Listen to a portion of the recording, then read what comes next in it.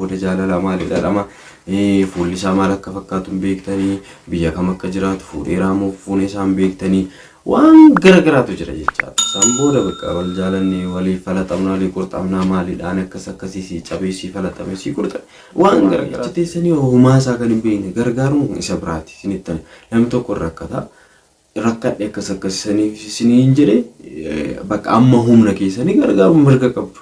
Kana waaqayyo sin jaalatu akkas akkasii inni birrii karaa birrii sin jaalatu sinitti hafa.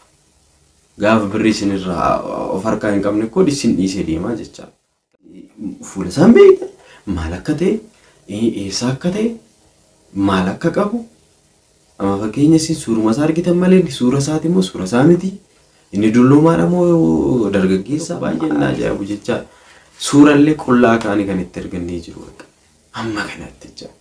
San booda maal godha suura kee kanan gadhiisaa kanaan achi birrii na arge kanaan achi akkas godhadhee waggaa meeqa biyya alaatti kan haftan bakka hojjedheera mana qaba birrii qaba jettanii biyyatti deebitanii yeroo dhuftan birrii keessan balleessanii harka duwwaatti haftanii amma immoo deebitanii kan achitti rakkachaa jirtan hedduu keessattuu jette.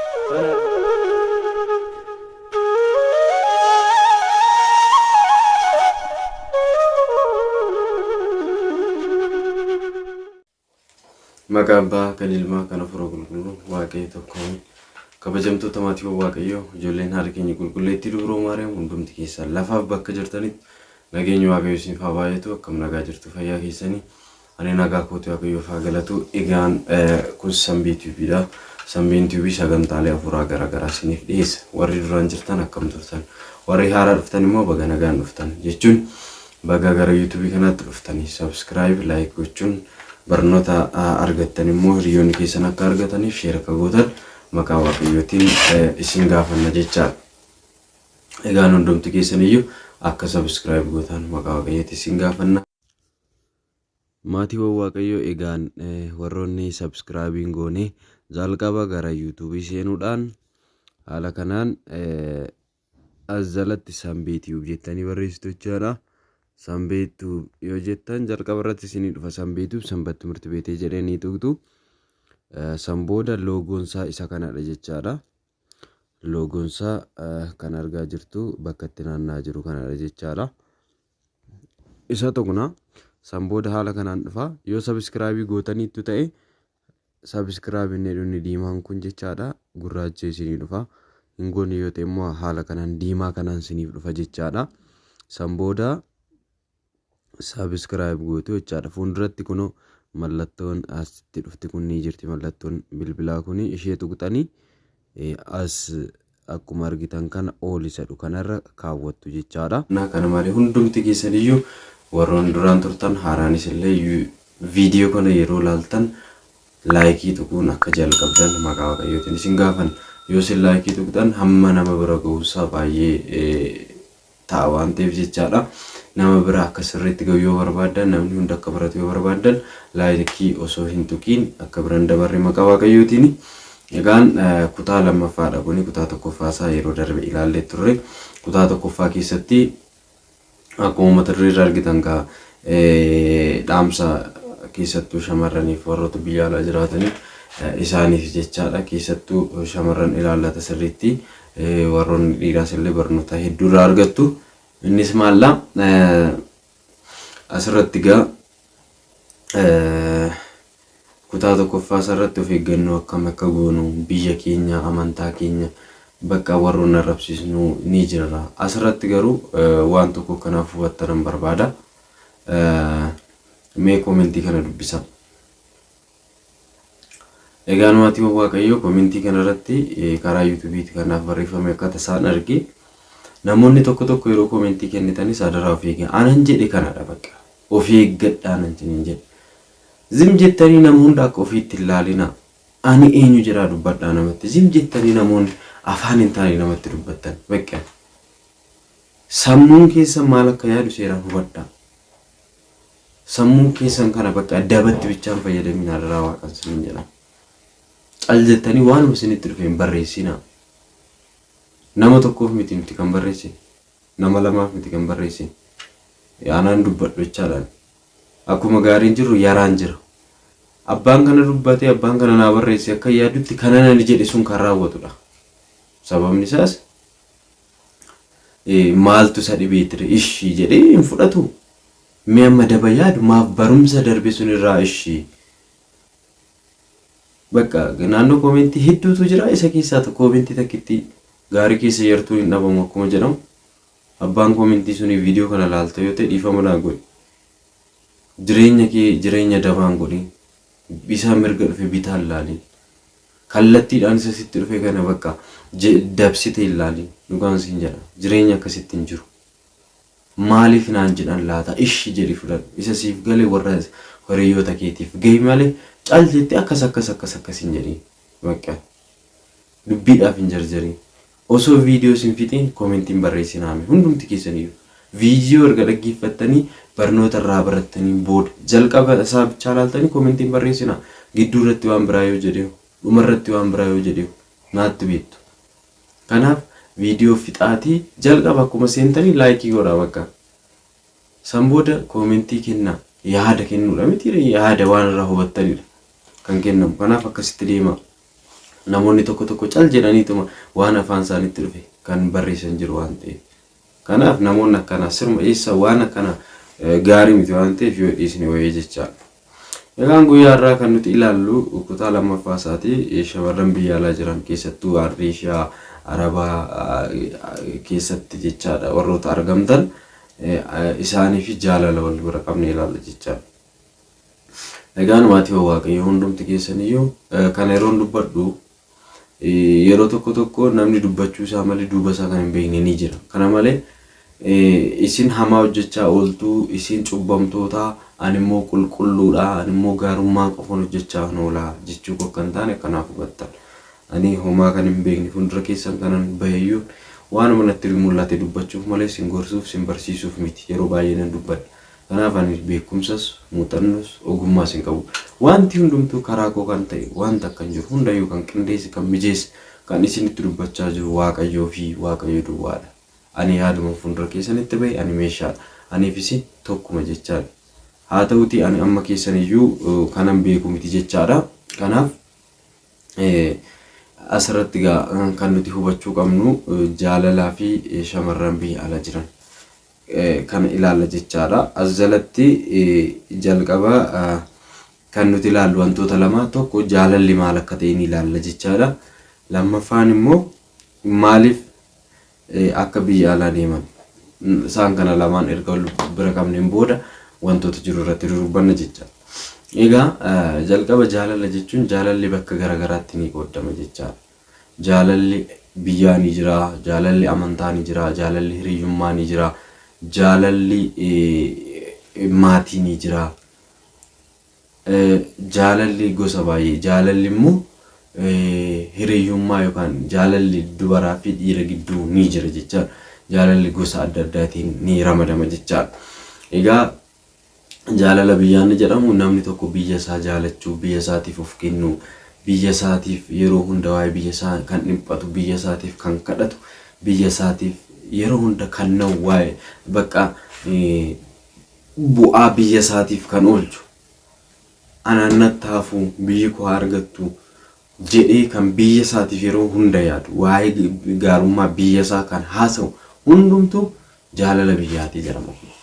Jaalala maatis kan jedhamu akkasuma maatii isaa kan kabaju maatii isaa kan abboomamu maatii isaa kan jaallatu jechaadha. Kun walumaa galatti maatii isaatiif kan tattaafatu maatii isaa akka hin kufne maatii isaa akka hin gaddine maatii isaa yeroo gaddaaf gammachuu maatii isaa faana kan dabarsu hundummoo jaalala maatii qaba waan ta'eef jaalala maatii jedhama jechaadha. Kun inni jaalalli amantaa immoo amantaa isaatiif jecha amantaa isaa mana amantaa isaa yoo ijaare amantaa isaatii keessatti tsoomaaf sagadaa sirriitti jabaatee barnoota mana amantaa isaa faarfannaa mana amantaa isaa seeraan kan hordofu kana malee mana amantaa isaatiif kan dhaabbatu yeroo kana jiru mana amantaa koo kan tuqamne jedhee amantaa isaatiif kan dhaabbatu amantaa isaa kan jaallatu jechaadha. Jaalala amantaa ibsa jechaadha.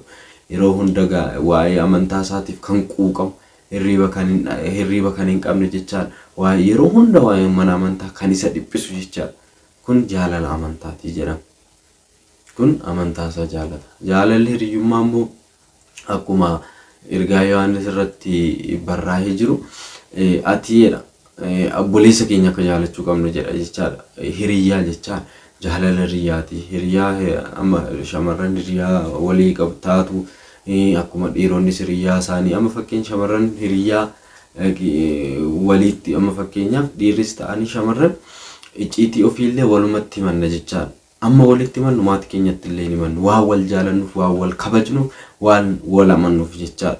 Amma fakkeenyaaf shamarran tokko icciitii guddaa yoo qabaatte hiriyaa ishii itti dhiyaatutti himatti malee wayi haadha ishiitti wayi abbaa ishiitti wayi obboleessa ishiitti hin himattu jechaadha. Dhiirris akkasuma hiriyaa isaatti himata akkasii jedhee jechaadha.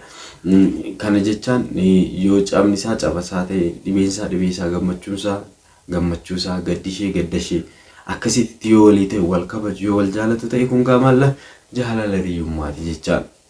Akka mataa ofiitti yoo wal jaalatan kun jaalala hiriyyummaati jedhama jechaadha.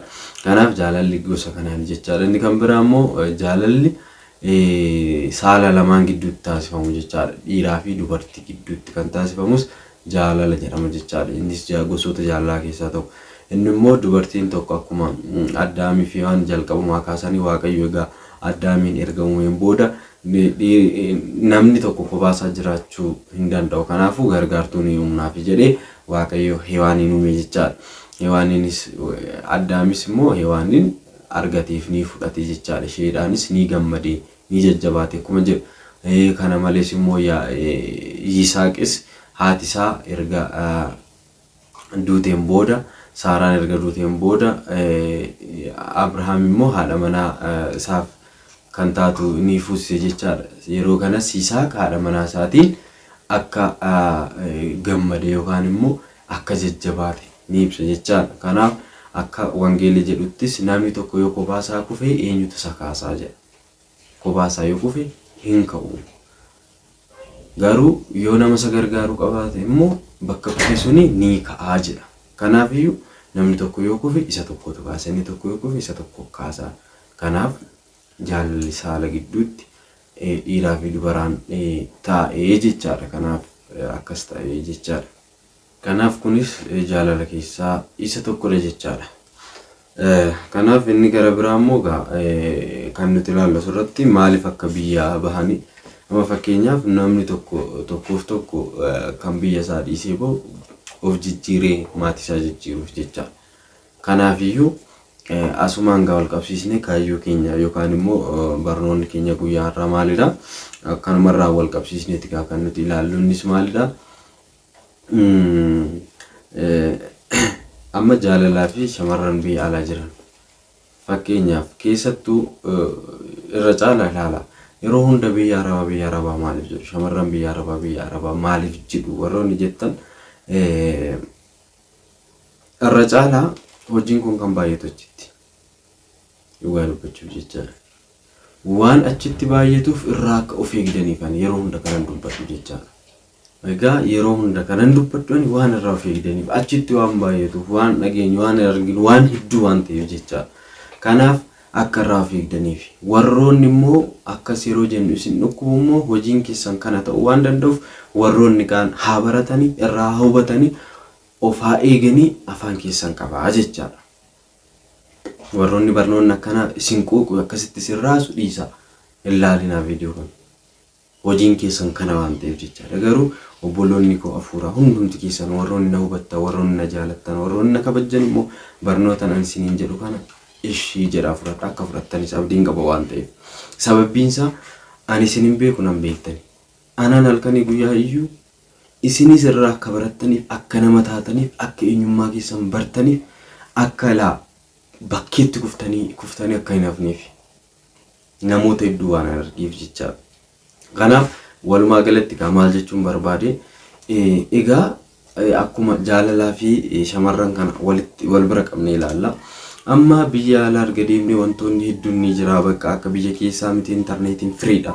Samboora intarneetii keessaa akkuma seennuun footoo nuti gadhiisnu ilaalanii wantoota garaagaraa ilaalanii dhiirris haa ta'u shamarranis bakka wantoota garaagaraatiin bakka wal dubbisuun jira san booda jaalala maalidha dhama fuulli isaa maal akka fakkaatu hin beektanii biyya kam akka jiraatu fuudheeraa moo fuunee isaa hin beektanii waan garagaraatu jira jechaadha. San booda bakka wal jaalannee walii falaxamnaa walii qurxamnaa maalidhaan akkas akkasii si cabee si falaxame si qurxame waan garagaraatu jira jechaadha. Waan siniin jedha. San booda haala kanaan erga walitti dhufaniin booda bakka achi taa'ee tokkoof tokko hojii kooti jedhanii ilaala. Hojii kooti jedhanii warroota biyya alaa jiran kana nama hedduu akka dubbisan bakka akkasii ta'e jedhanii kan ani isaan dafqan irraa guuran namoota hedduutu jira jecha. Namoota hedduu jira. Nama hin beeknetti jecha. Nama hin beeknetti bakka haala hin taane nama hin beeknetti dhufanii haala hin taane bakka achi teessanii qaami achi teessanii homaa isaa kan hin beekne gargaaruun isa biraati isinitti namni tokko rakkadhe akkas isiniin jedhe bakka amma humna keessanii gargaaruun mirga qabdu. Kana waaqayyo isinii jaalata garuu halkanii guyyaa akkas akkasii inni birrii karaa birrii isin jaalatu isinitti hafu. Gaafa birrii isinirraa of harkaa hin qabne koo isin dhiisee deemaa jecha. Kanaaf walumaa galatti gaa achi teessanii isa karaa kana bakka fuula isaan beektan maal akka ta'e eessa akka ta'e maal akka qabu amma fakkeenya isin suuruma isaa argitan malee suura isaati immoo suura isaa miti. Inni dulloomaadha moo dargaggeessa maali isaallee hin beektan kan isin beektan suura isaa fi barreeffaman achirratti isin barreessu qofaa. San booda isa faana bakka akka malee taatu naa hubadhaa asirratti. Nama kana egaa hin beektan homaa isaan beektan isin immoo jijjiiramuuf biyyaa baatan. Hiyyeessa waaqaa isa karaa irratti kufee isa waan nyaatu dhabe isa waan dhuguu dhabe isa waan uffatu dhabe immoo maaloo adaraa waaqas jedhu immoo akkasitti ilaallee bira dabarrachaa. Isa kana isa eenyummaa isaan beekneewu isa quufee karaa barbaade dhufu bakka akka barbaane wajjin taanachaa. Namoonni tokko baay'een na ajaa'ibu jecha suurallee qullaa kaanii kan itti ergannee jiru bakka amma kanatti jecha. San booda maal godha? Suura kee kanan gadhiisaa kanaan achi birriin arge kanaan achi akkas godhadhee of jala shii galchaa jechaadha bakka booji'eera kanaan guutuu. Ani hojjette jajaan eegdee guyyaa guyyaadhaan bakka kan hojjette hundumaa isuma irratti as rakkabdi jechaadha. Amma kanaati jechaadha. Kanaafidha obboloonni koo jirtan of eeggadhaa kanas hin jedhu. Of eeggadhaa waan taasistan hunda karooraan taasisaa. Kanaan dura qaataa kaaseenaniyyuu kanaafidha. Warroonni kan cal jettanii afaan keessan namatti baastan hojiin keessanii akkas ta'e dhiisaa. Kanaan achi warri kaanii taa baratanii kanan jedhe kanaaf jechaadha. Suura irraa fuudhuu suura qullaa akkasii bakka waan baay'ee argeera. Dhugaan isiniin jedha. Naxalaa uffannee bareennee yeroo akkasitti bakka karaa TikTokii, karaa YouTubeis, karaa WhatsAppii, garee keessattis waldaa keessa karaa garagaraa ni faarfatu naxalaa uffatu bakka babbareedanii kabajamoo fakkaatu. Hojiin keenya garuu hama jecha. Argeera waan an argeef ija. Faarfannaa baasnaa maaloodha jedhanii bakka keessaan garuu kan isaan hojjetan hama waan hin taane. Keessattuu shamarran sirriitti of eeggadhaa. Hin beekon dhiigni shamarranii walitti hin ta'u. Keessattuu warroota achi jiran waadaa walii galtuu bakka koodiyyee koo aniifate obbolaadhaa haadhoodhaa biyyatti gallee akka maatiitti jiran maaliidha jettanii waadaa walii galtu. Booda immoo isinumatu wal bukeessa isinumatu wal arraabsa wal hamattu waan hin taane irratti wal gattu jecha ija kootiin waan an argeef jecha. Kanaaf of eeggadhaa kanan jedhe kana dhiyyuu kanaaf. Inni kaan waan nyaatu dhabee aga bubulee karaa irratti kufa isin nama hin beekne isa quufee akka barbaade ta'uuf. Manni waaqayyoollee dhaabbatee waggaa meeqa yeroo ta'u mana amma sun jechaadha yoo mana waaqayyoo ittiin ijaartan yoo rakkataa ittiin kaastan qarshii jettanii bittinstan suni. Waan afuuraa tokko hojjettan boru waaqayyo Muusamii afraffaa Yerusaalemitti mana isiniif ijaara. Hunduma keenyaaf mana ijaara jechaadha. Dhugaan isiniin jedhamaati yoo waaqayyo. Waan hin taane irra oolus waan hin taane irras ooshuu hin qabnudha bakka walumaa galatti. Maaliif bakka inni isin koo jechaadha jiru. Amma asirratti jechaadha. Ganaa nuunis kan ilaallatu ana dabalatee kan ilaallatus jira. Amma kun kutaa lammaffaa shamarranii fi jaalala mitiire. Kutaa sadaffaa irratti immoo shamarran arabaa fi tajaajiltoota. Kanas ni ilaalla waan baay'ee ilaalla gudii keenya ni ilaalla. Isinis ilaalla ana dabalatee jechaadha nama biraa miti. Kutaa afuraffaa irratti kan waan dubbadheera. Shamarran araba jiranii fi faarfannaa ni ilaalla hanga kutaa 5 deemuu danda'a waan kun walitti fufisaa. Kanammoo yoo ta'e laayikii gochuun dagatiin haasin. Yoo laayikii gootan yoo kana sheer godhaa giruuppii qabdan irratti hunduu haa hubatu jechaadha. Kanaaf egaa akkasi bakka namoota hin beekne eenyummaa isaa maalummaa isaa kan hin beekneef amma lubbuu keessa keentanii amma of wallaaltanii suura qullaa ergitanii amma ittiin goyyomtanii baay'ee waan baay'ee jira bakka fira kooti jettaniitillee namuu bakka hiriyaa isa jaalalaa kana miti namuma jaalattan maatiittillee ergitanii dhugaan siniin jedha nama baay'ee natti makaraa keessa akkas taane kan naan jedhu. Barumsa keetiin akkasitti jijjiiramne erga akkas jettee kunoo bakka of eeggachaa jirra maatiittillee ergitanii mana isinii ijaarra jedhanii wanta akkana isinii binne jedhanii birrii keessan kan fitan hedduutu jira. Waggaa meeqa biyya alaatti kan haftan bakka hojjedheera mana qaba birrii qaba jettanii biyyatti deebitanii yeroo dhuftan birrii keessan balleessanii harka duwwaatti haftanii amma immoo deebitanii kan achitti rakkachaa jirtan hedduu keessantu jira. Kanarraa akka of eegdaniif warroonni deemtanis warroonni hin deemnes warroonni biyya keessa jirtanis deemuuf kan karoorsattanis buukii mataa keessanii baafadhaa deemaa jechaa karan ture isinumaaf yaadeen malee eenyummaa keessan hin beeku eenyummaa kun beektan garuu nama ta'uu qabdudha jaalala hafuuraa jaalala obbolummaan isinii qabuuf.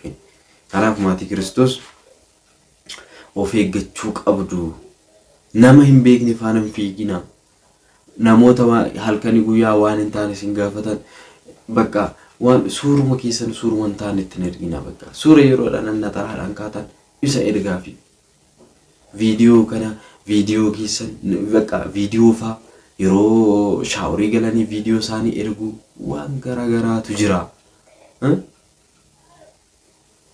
An ija kootiin kanan argee jira dubbachuun kan bakka amanuun kanan dadhabe jecha suura isaa ija kootiin kanan argee jira. Amanuu dadhabee jechaadha nama eegne irraa jechaadha baay'ee sin ajaa'ibamu waan baay'ee waan jiruufi kanaaf hamma waan nama hin beeknetti hamma waan hin taanetti qarshii keessan dhangalaasutan achitti koo isin halkan sa'aatii 24 akkasitti gadi jettanii hojjechaa ooltaniiti miti kan fiddan maaliif waan hin taane irra hojjetu yoo rakkattan ikkoo isaan miti isa as jiru kana miti kan sin qaqqabu Waaqayyoodha.